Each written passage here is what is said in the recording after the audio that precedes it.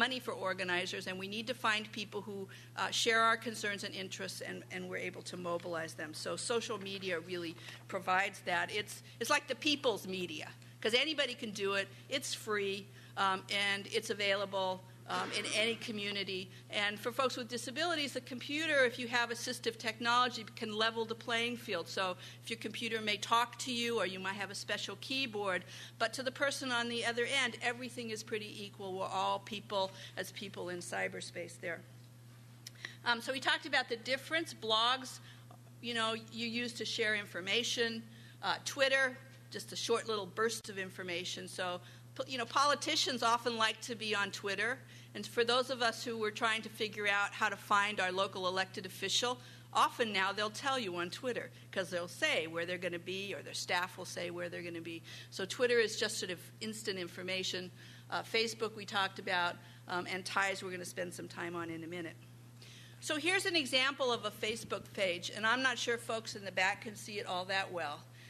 But to get into Facebook, you have to have a personal profile first, and you can decide whether you want to have lots of friends or just a few friends on Facebook.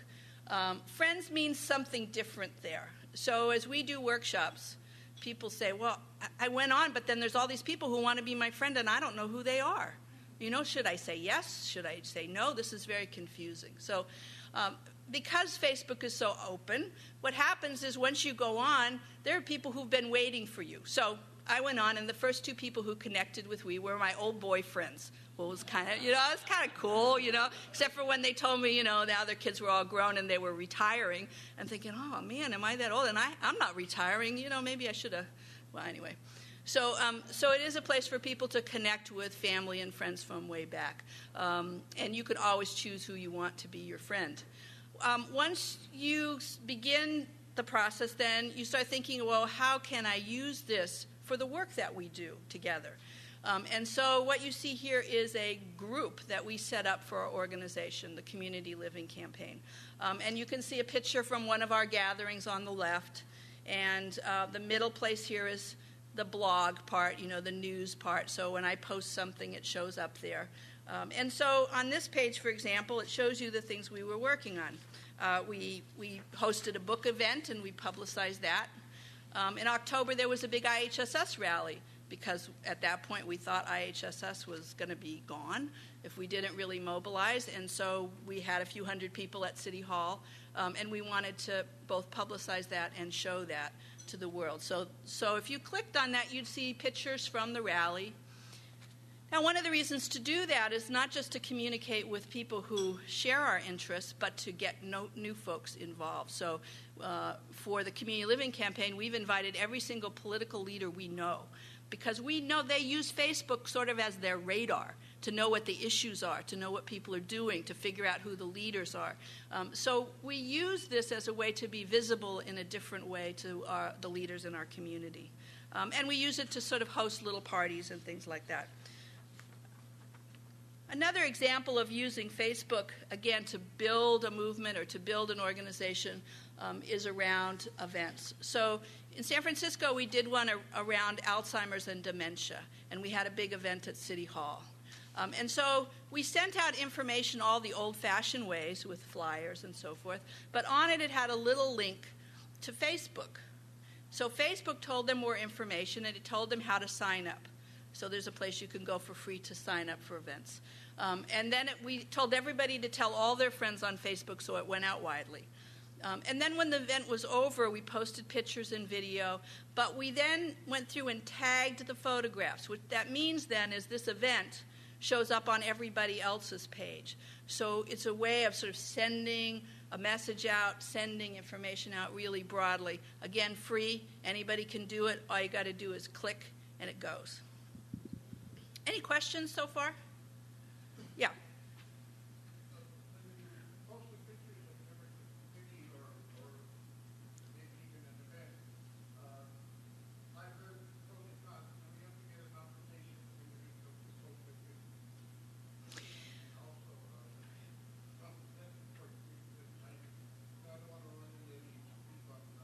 Right. So if you're using that picture to make money or in general, to advertise, you should get a release. But in this world, it's really the world of, it's kind of a democratic world, and people are in public places, and you take their picture and you upload it. Now, I've been a photographer since I was in college, and I've never had anybody complain, and I post their pictures all the time. I think people really like to know that they're valued, and when you take people's picture doing things, they're important. They're important to you. They're a part of a community family. And so pictures kind of have that element to them. Yeah. Does that help? Yeah. Sure.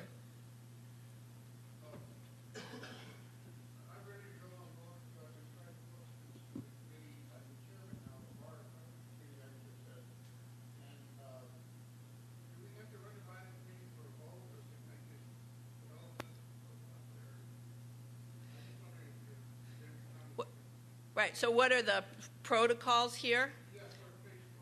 Right. Again, this is why it's such a wonderful sort of democratic media. So you can do for yourself anything you want. You put a profile up, talk about whatever you want. If you're going to put something up for your organization, then you really need to get the organization to buy into that and say, wouldn't it be cool if we had a Facebook page? And they'll probably say, well, I don't know what it is, but if you could do it, I guess that's okay. Right, and maybe you'll talk with people about what should be on it. And it takes, 20 minutes maybe to set it up. It's very simple. We could set up one or two out here in the lobby if you want.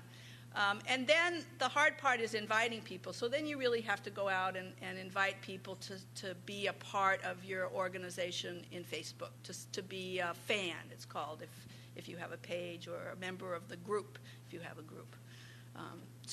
But then, whenever you post things, everybody in that group gets a little message, and they can follow along. So how many of you have the experience that the mainstream media doesn't cover your events? Right? Have you had good luck with the media, mainstream media? Anyone? I know in San Francisco we have a terrible time. So ADAPT came to town with hundreds of people, blocked traffic, and there was a little tiny picture on the corner of a back page. But that's kind of what the media coverage is like. And so this is a way for us to make our own news, to broadcast our own news, and to really make sure people know what's going on. So if your public authority or your consumer advisory group was able to do this, then you could have one person coordinate it, or you could have 2 or 3 people, and those folks could then, help invite people, could add information and so forth.